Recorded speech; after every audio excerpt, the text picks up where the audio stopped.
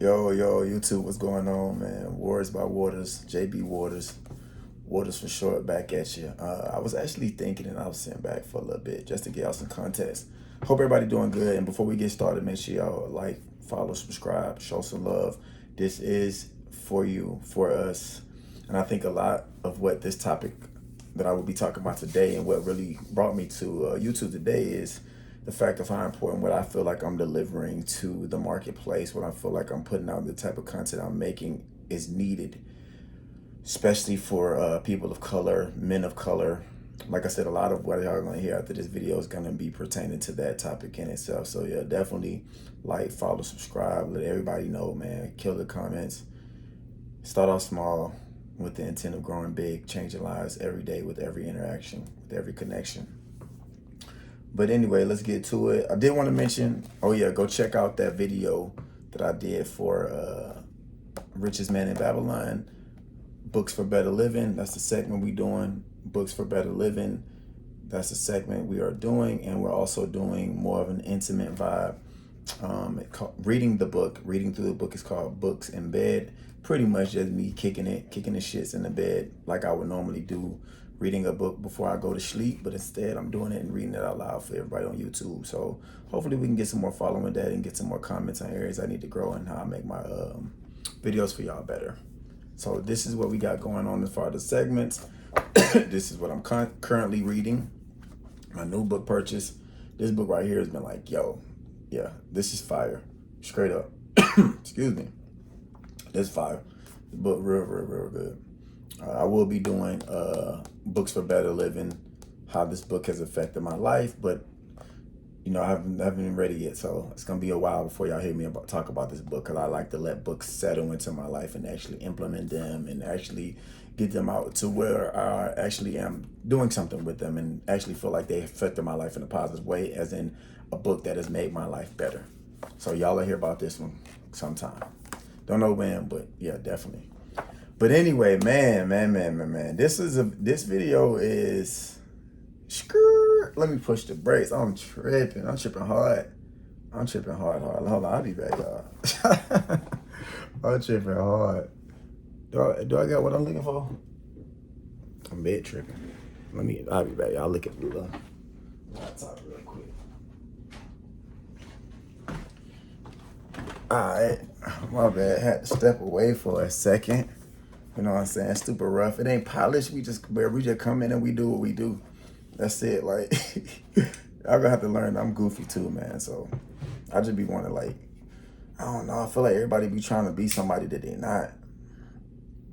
And I know it's hard because there's so many different things that influence us. So it's so easily to be influenced and persuaded by things that you feel like aren't really you. But I guess to find out more who you are, you have to do things that you aren't, you know. I think I said in another one of my posts about a story I heard from one of the old heads, and he had told me, like, the farther you are from home, the farther you are to coming back to yourself, because once you try everything that you're not, you're only left with the thing that you are. I was like, I never forgot that. But yeah, the old head told me that. But I actually went to go get the Palo Santo, so I had to hop over there to go get the Palo Santo real quick. But yes, gotta get the vibes right. I need to go push up on Lil 5. Shouts out to anybody that's in Atlanta that know about Lil 5. I miss the block, man. I miss the homies, but I'm a man of my word, so I'm accomplishing these things that I told my dogs years ago that I would do. And I'm doing it, man. Like Ho say, you can't help the poor if you're one of them. Like I say, you can't lead the way. You can't lead the lost if you lost, you know what I mean? So definitely being a man of my word. But I gotta go hit the Lil 5 and go hit the block to go get some more sage for real. Go holler at sis over there, Crystal Blue. Shouts out to Maya, man. But yeah, get the Palo Santo. But yes, this video and this topic I want to talk about, it's been a long one in the making, unfortunately. Like, and I'm only laughing just because sometimes I be in life and I'm like, bro, is this shit really real? Like, you don't even think, oh, excuse me, I hit the little camera. But you don't even think life is real, bro. And the one thing that made me, I'm gonna tell y'all two statements that really hit me. One was the fact that I felt like you don't know you're alive and life is real until you witness death. And you know that person ain't coming back and you ain't seen them come back. And then two, you know life is real, and you don't know the devil. You don't know God until you realize the devil. Like, you don't know God is real until you see the devil.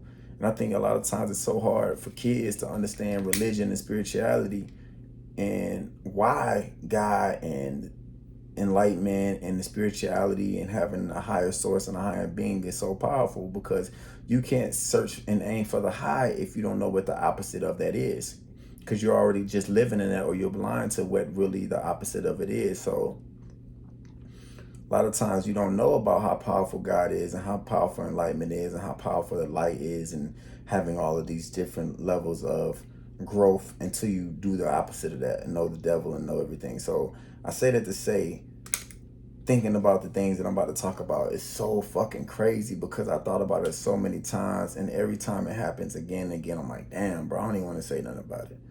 So pretty much, man, as y'all already seen in the caption or the title of this video, like, I'm tired, man, and I'm from Atlanta. Like, I'm from Atlanta. And I feel like I can take pride in being from Atlanta a lot more than people can take pride in being from Atlanta, honestly, because I've gotten to see the full perspective of this city, and of the metro side of the city, the rural side, the countryside. So a lot of people, I had this whole debate like, oh man, you ain't from Atlanta. I think, what Shawty's name is? Damn, I forgot her name. Oceanels, whatever Shawty. I think she from Zone 3. She had came up from that song, You Not From Atlanta, Not Atlanta. If you in the comments, y'all know in the comments, please tell me her name. And she had came up with that whole little song that went viral for like a couple of months. I give her a whole year went viral when everybody was having this whole debate about who from Atlanta, who not from Atlanta. And like, I ain't even got to go to none of that, because I'm like, if you don't own shit, it ain't yours anyway. And but that was this whole debate. So, but I feel like I can talk about being from Atlanta in a lot of other ways that people can't, because my experience of this city is so diverse. You know, like I was born in Grady, downtown Atlanta. I was born, and I grew up in so many places and lived in so many different places outside of the city. So I got to experience like the poverty life, the hood life, the well life, the privileged life of going to school with rich kids and going to pool parties after school in the middle school, and trick-or-treating and Usher and Whitney Houston neighborhood when they lived in the country club of the South type shit. So if you know, you really know. So when I think about my city, man, and what's been going on with the musicians and the entertainment and the rap game, it makes me think like, every empire has to come to a fall, but why do we have to come to a fall like this? Or do y'all think it is falling? But like, the latest and greatest, everybody know, Rich Homie Quan, you know, reside in paradise for the bro. You know what I'm saying? Shouts out to his family. And I keep it brief. I won't even go into it and get all long-winded, because it's just not about him. But, you know, a couple years ago, I think not even a couple years ago, last year, or 2023, 2022, you know what I'm saying, Trouble. And I'm going to name people who are all Atlanta rappers. So if y'all from not in Atlanta, then y'all won't really know some of these Atlanta rappers I'm talking about. But, you know, Trouble, Lil Keed, Trouble with Duct Tape, Lil Keed with YSL, Thugger and them, Cold Slime family. You know, then we had an even lesser known rapper, Marlo. You know, then we got Bankroll, who died.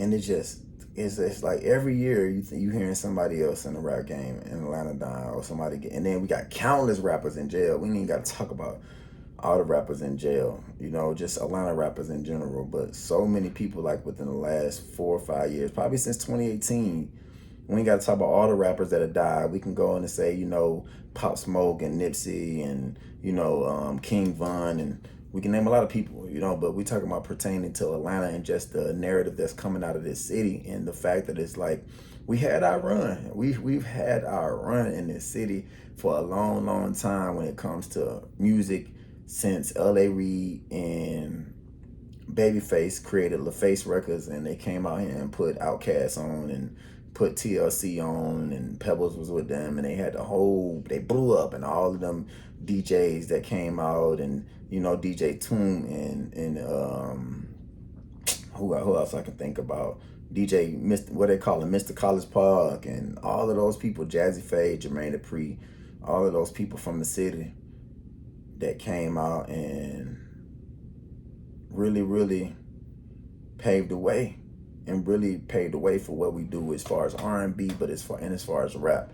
And we had it for rap for the last almost 20 years. I'd say about 2005-ish. 18 years, 2005, 2006, when that was that T.I., Jeezy, and Gucci Mane, Guwap, you know what I mean, era. And that was like, and we had it in the chokehold ever since then. And it's been, and then we took a little break, slowed down with that little era, went from crunk, went to trap, you know, and then T.I., Gucci, and Jeezy, they took trap to a level. And then after that, it was rich drugs. And then after that, we got the whole slime out rich shooter era, which is what we in right now. We're in the rich shooter era for anybody that don't, you know, really understand how the city work. And that's what we in. And I think a lot of that narrative has really made us lose sight of how important that opportunity was for the city of Atlanta in music, for the city of Atlanta and the community, for kids to actually have money. And so many people from zone 1 all the way to zone 6, for all of those people who were involved, from Killer Mike and Outkast and the Dungeon Family and all of them, from So Def and all of them, and all the money and the opportunities that were created, all the education that was built off of the schools, and they put money back into it. But it's, to me, it's kind of like, if you rap to get out the hood and to not die, the chances of you not dying in the rap game should go down. But for some reason, it's not. It's like the same thing that translates from the things you want to get away from carries over. And it makes me think about how important character is. And a reason why I know I have not blown up, and I ain't gonna toot my own horn and blah, blah, blah, blah. Everybody from Atlanta can name drop. Everybody from Atlanta knows somebody who's somebody who's somebody who's somebody. I don't even care about that shit. To be honest, the latter part of this conversation, what I'm gonna bring up to y'all, is what's really important to me. But to be honest, none of that shit even matter to me. I feel like Atlanta has so much more potential for other things beyond rap music and entertainment. I'm tired of tap dancing for these corporate suits. And I think we tap dancing for these corporate suits, and we still losing and getting the shittier end of the stick. We don't own nothing. We barely own our music. You know, thank God for people like, man, I'm having brain farts today, y'all. Thank God for people like the dude who created United Masters, man. I forgot his name. He's an executive. Everybody, I'm sure you know it. But thank God for him to be able to bring that opportunity to the culture, and just bring opportunity for people to say, you know what, here you go. You can have some ownership. But even with the ownership, what are we doing with what we own? You know, when we start, like, rap was always about, in the beginning, it was always about discussing our perspective. You know, that's why I think we use the word rap out of context compared to hip hop. Because if you remember back in the day, rap came from like the 70s when everybody was a blood, when everybody was like, hey, young blood, let me rap with you, before Crip was even involved. And this ain't have nothing to do with gang politics, but it has a lot to do with just the terminology and the language that we use as a culture, as a community. And the old heads was always be like, hey, young blood, let me rap with you real quick. Let me rap with you. And that's where the word rap came from. So it was really like rapping was really building, as in having a conversation that really was building upon something. And then hip hop came, and then hip hop seemed like hip hop was the building, and then rap became to seem like rap was the thing that had nothing to do with building and building any dialogue that actually meant something. In reality, where rap really started off as rapping and talking about something that meant something and having a conversation. And the narrative of where we're going with this is changing to the total opposite. And now we're using our dialogue to express what we see. And I feel like if we change what we do, then we will change what we're talking about, because all we're doing is talking about what we're doing. And in the same sense, if we change what we talk about, we'll change what we do, because a lot of people who hear what you talk about aren't doing what you're doing, but because you talk about it, it makes them want to do it, if that makes sense. And I know that was probably all a jumbo bumble, but like it goes back and forth. Everything that you see in the world was created in a thought first. So we're all just products, and we're all either liberated or we all become victimized of our thoughts, everyone's thoughts. This whole world that you're living in right now is the thought, immaculated thought, and expressed from somebody else's mind. The apartments you live in, the community you live in, the car you drive, the phone you use, any telecommunications, any form of transportation, it's all somebody's thoughts. And the thoughts has your mind's mouth first, your mind's eyes first, and your mind's ears first. So before you physically see, physically hear, physically speak something, it's already in your mind and it's conceived in your mind first before it becomes projected out into the real world. So if we can start living from a place of where it's like, you know what? I will start talking to myself, seeing different things and speaking different things to my mind so my world and my reality can change. That will may affect other people differently, and then they will actually talk about other things that are different. Like rap dudes talk about guns, talk about crack, talk about violence, talk about Mercedes Benzes. We talk about everything that we really didn't invent. Black people didn't really, if even if we invented it, we didn't make it big. We're talking about all the things. We didn't invent none of the cars that we drive. We didn't invent none of the artillery. We didn't invent Dracos. Dracos is from Syria, I think. Shit, I don't even want to flash guns on the damn YouTube, but I got a Draco, a fucking book bag Draco, the same one Future talking about, a little bit of book bag. You ain't never get your lid back, bitch back. We got that exact same Draco, damn near sitting right by my foot right now, type shit. So, and I think on the side of it, it say Syria or some shit like that. But we didn't make them, and that's all we talk about. We talk about so many things that don't come from us. So if we can start talking about things that truly come from us, that can be for our better, because we can talk about things that don't come from us and it's not for our better, then we would start doing different things. And I think that's why I feel like, one, the empire of music is changing in general, but the empire of music and entertainment and music and rap in general in Atlanta, we losing it. We losing it. I think the solution, and I talked about it before, but I think the solution is we need to start talking about love again. Atlanta needs to go back to an R&B city. And like I said, I know I did a top of the dome topic for this, but this is more pertaining to Rich Homie Quan, all the young brothers that have fallen victim to drugs and violence from the city of Atlanta. You know, Trouble got killed. Lil Keed OD'd. Bankroll Fresh got killed. So that's 2 ODs and 2 murders. So drugs and murder. We didn't create any of those things. We didn't create cocaine. You know what I'm saying? Esta cosa de la país de los colombianos. You know, and I know shit. My kids have Colombian, so like I really know for real. So we didn't create that, and even them, that was a struggle for them because they tried to date the group of people that profited off of that and strived off of it and grown off of that and are being positively affected off of that. On the flip side, people negatively affected about it too in Colombia, Peru, and Chile, which was essentially the main that started all of this shit.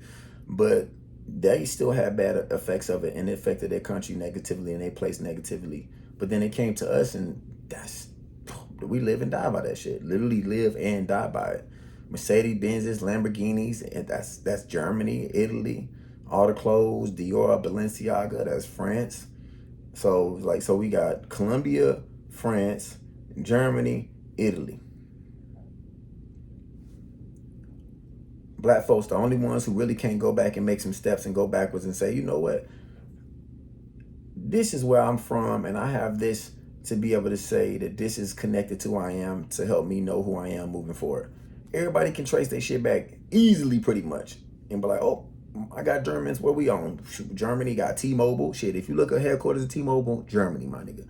You know what I'm saying? If you look at the Mercedes Benz, I got a Rolls Royce, London, Britain, you know what I mean? So UK, you look up the clothes, Balenciaga, that's Spain, you feel me? So when y'all want to talk about, or if they really say in Spain, Balenciaga, if you want to talk about Dior, Gucci, that's France, Italy. So it's like all those people can go back, well, and that's why I love history so much. And I love being around a lot of races. I enjoy dating other women that are other from races and being around other people that are other races.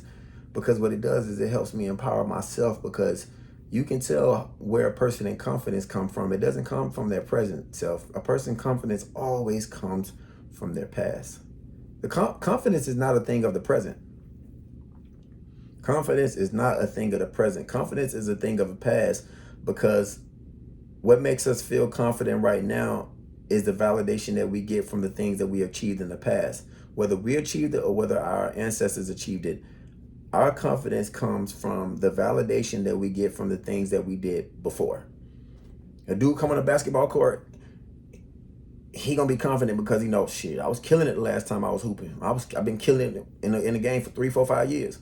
You know, a dude come into a relationship with a girl, vice versa, a girl come in a relationship with a guy, They might be mad confident. Oh, last people I was with was in love with me, love me. I'm beautiful, I'm attractive. So our confidence is not of the present. It's always of the past, and it's always of things that were done prior to that present date to make you feel that way. So that's another reason why I love history, because it allows me to see, okay, why are Colombians so confident? You know, why are Koreans, why are Japanese people so confident?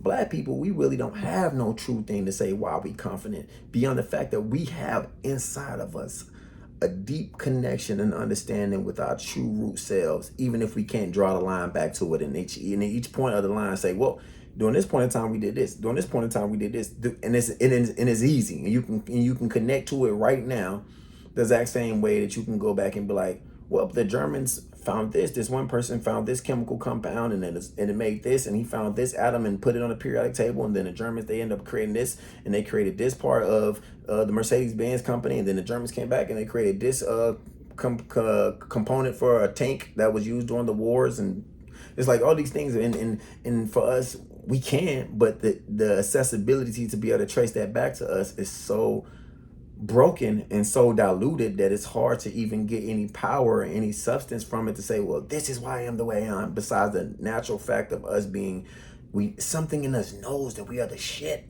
That's why you can't tell a black motherfucker nothing, because you know. And it's also partially because of the oppression. If you get pressed down so much, you get squeezed and oppressed so much, you get compressed in the exact same way that the universe was so massive, but the universe started off as something so small, so small. If anybody knows, I love quantum physics.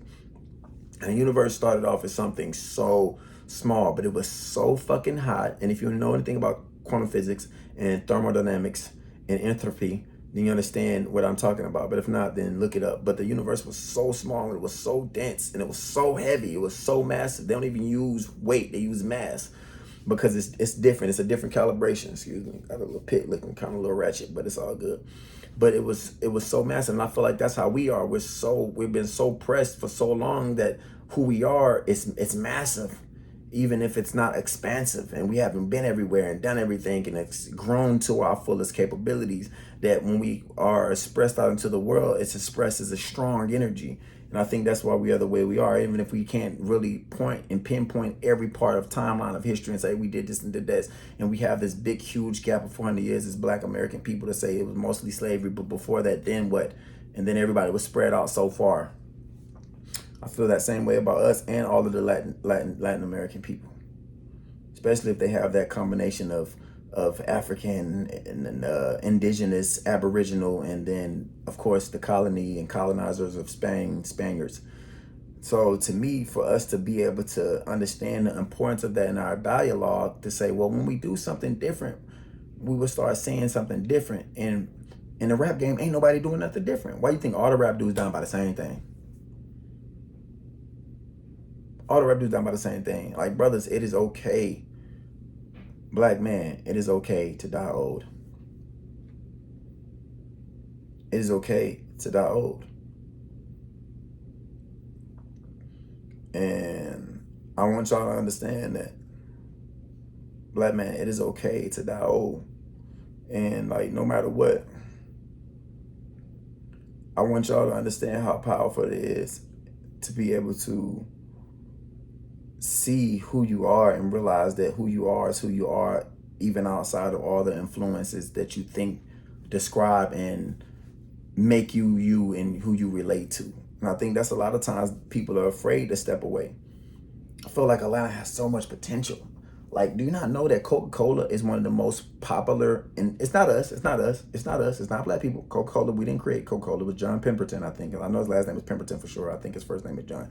But he was from Knoxville, and then Athens, and then Atlanta. But that's still us. And we have that creative energy. We have that, Georgia has that innovative energy. And this will be more towards the latter part of my conversation of why I feel like we need to start finding other things for us to be glorious in besides music, because it's not working, y'all. Like, rap is not working for us. It's just not. Rap is not working. I think we have a better chance at R&B, of a different type of music, but as a whole, as a society, the narrative of rap and what we're rapping about is not working. So I feel like until we start doing something different, so we can start rapping about something different, rap is not working. So if that's the case, the solution is to do something totally different. And I feel like what needs to happen is we need to start becoming more innovative and expanding our minds and not just doing it for money and doing it for the sake of, oh, I got this one talent, so let me use this talent because this might be my way out. The way out might actually be going back in and starting to look inward at yourself and say, you know what other things can I do? How much more can I expand myself in areas that I feel like I'm not 100% comfortable with? Because if somebody tell you, boy, that boy got bars, he can rap, boy, but go ahead and try it. You know what I'm saying? And don't get me wrong, by all means, I feel like you should still try it. But you should try other things as well. You should try other things that you feel like you're not as great at, and they might actually give you a better chance at having a different life. Because everything comes with a price. And I think the price for rap music right now is not freedom, and it's not life. And the opposite of life and the opposite of freedom is imprisonment and death. And that's all we ever known. So what the fuck is the difference between where we at right now and where we was at 400 years ago? If all that matters is the feeling, and if you take away the things that we see on the surface, the cars, the houses, all the things that are tangible, superficial, and if you only expose the feelings that somebody's body emits into the universe, guarantee they're not too much far from our slave ancestors. Guarantee if you just remove all of the jewelry, remove all of that, and when we had like this little machine, right? And if you scan it over a human body, and it shows like your chakra energies, and it shows your chakra energy in every color related to some feeling or some level of an emotion, I guarantee you our chakra energies and our feelings and our colors and our emotions will be the same as our fucking ancestors. Because we still live in a life of death, and we still live in a life of enslavement. So that's why I feel like I'm thinking of Atlanta because Empire, but the Atlanta Empire, because we are an empire. Everybody comes here for music. Everybody comes here for production. Everybody comes here for Hollywood shit, music, movies, video production, music production. All of that entertainment shit is us. But there are so many other things that we can do, bro. We have so much land. Atlanta could tear down some of these acres of trees and build data centers, and then start to build up engineers and have a whole section just for engineer. Atlanta Tech Village, that's over there in Buckhead, over there off of goddamn Piedmont Street and Sydney. That's not Sydney Market. What is that? Off the corner of Piedmont and Lenox. Off, I think, Red Martini too. If you know, you really know. Next to Twin Peaks over there in Buckhead. Bro, that shit's small as fuck. As big as the city of Atlanta is, how much potential we have, we can have a way bigger tech savvy technological tech industry area than Atlanta Tech Village. That shit tiny, and they just now about to build another compound over there in what they call it now South Downtown, which is just pretty much like the Garnett Station area by goddamn Trinity Ave and all of that. If you know, you really know. But it's like technology, finance. We can have a whole finance district in the city of Atlanta. We have so much land, but everybody want to be caught on rap. Everybody want to be caught on movies. Everybody want to be caught on entertainment. But mark my words, that is what I'm bringing to the city. That is my contribution. Personal development and showing how growth and how we can make money off of our voices beyond rap. Because we was a vocal city. Bro, all of the streets is out here named after civil rights movement motherfuckers. All the streets is named after people that was really vocal, and they was vocal about righteous shit. They was vocal, they was radical motherfuckers. They was really dying about this shit. The same way we dying about some shit that ain't really even changing nobody's life. At least they death was in the name of freedom. At least they death was in the name of life. Our death is in the name of death. Our death is in the name of slavery. So how the fuck is we even making them seem like we even glorifying them? To me, it's a real fucking disappointment, man. All we got is just a couple of handful of motherfuckers who in their damn 50s almost, in their 50s, Killer Mike and all of them. But ain't no young niggas kicking up dust. Ain't no young niggas really kicking up dust doing nothing for the bitty like that, doing for the city like that. Like in a massive level to where you can be like, man, you know, Atlanta is starting to become known for this right here. Shout out, they becoming known for blank, financial technology, from finance, personal development, motivational speaking, fitness, wellness. We can have a whole wellness district. That's another thing that I'm building for the city. One of my goals is to build a wellness district, a district that's strictly, and it ain't the West End. The West End used to be there once upon a time, but they got all the holistic brothers and all that. If you really know, the 90s, y'all, you go down there, you can get you some nice little bean pies. Of course, they had the you know what I'm saying, they had the Muslim brothers out there, but you know, you can go down there and get you some little juice, and you can get you some holistic food, and that was the era back then. But, excuse me, y'all. But it ain't like that no more. So I feel like it's so many areas that we can grow, y'all. So many things we can do in the city. We don't have to feel like all we was left with and all that we inherited was rap music. Because it's like it's the one thing we can say, well, shit, we know for sure. Ain't nobody can't argue with a black person and say we ain't invent rap music. Who cares? 2024, nobody, 2040, nobody gonna know you, or they may. And if they do know you, what would they know you for? What would they know you for?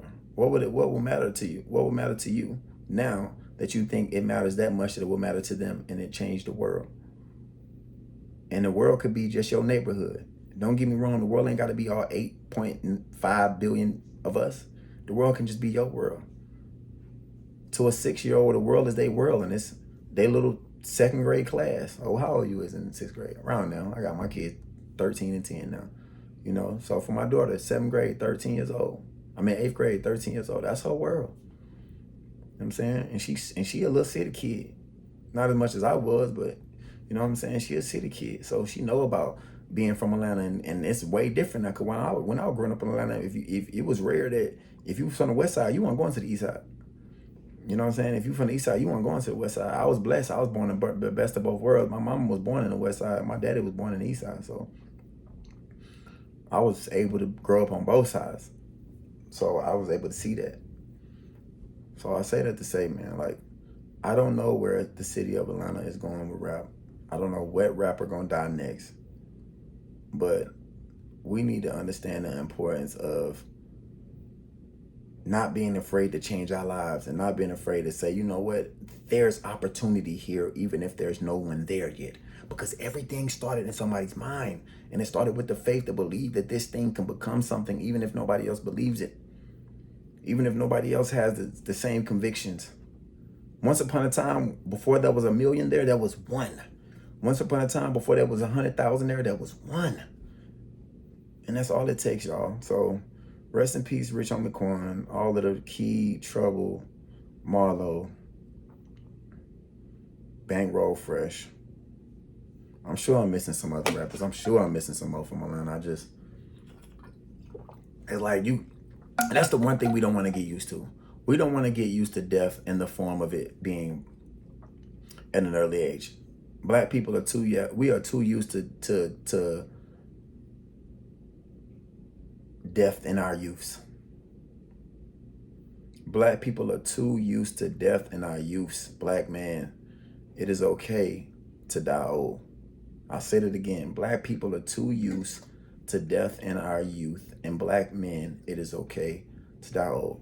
Tap in, y'all. I know I haven't done one of these top of the dome topics. I probably ain't gonna label the top of the dome topic. I maybe not, but definitely trying to get back on here and just talk that shit, because this shit need to be talked and it need to be heard. And if I gotta be the one to do it, I'll do it. I don't care if it's one view on this motherfucker. 1 to 1 million, it's still gonna be the same tone. If not, it's gonna be even better, more passionate. And yeah, check me. I need to be checked. Tell me what more things I need to say, what things I feel like I'm not saying that's right, what's wrong. I mean, it's 8.5 billion of us, approximately, probably a little less than that, but I'm one person. But all it takes is one person. Do you not realize there's about 7 people that is actually crafted the whole ideology in the world? 7. I have a book. There's one of my books in here to tell you. If I remember, I'm gonna do a book. I think it's called The Philosophy of Money. Psychology of Money talks about that. And it says it's about 7 people that crafted the whole modern day society in the 21st century or the 20th century. Bill Gates is one of them. Adolf Hitler is another. And there's these people who created certain things that what they created had such an effect on so many people that it changed the timeline in history, and it affected the historical timeline. So you never know. It might be you. You might be that one person that says, you know what? I want to do something different from Atlanta. I want to do something different from California, Chicago, New York, Arkansas. I might want to do something different from Akron, Ohio. No matter where you're from, big, small. But I think that the Atlanta empire of music, we need to change before it's not us no more. And if it's not us no more, cool. That's cool. We had our chance. We need to be done with it. We need to do something else anyway. But wherever it does go, hopefully that we live and do something different so we can rap, sing, speak, talk, all the same things. Why we don't do fucking jingles? Music is music. We got to get stuck on just rap music. Why we can't go make songs for commercials?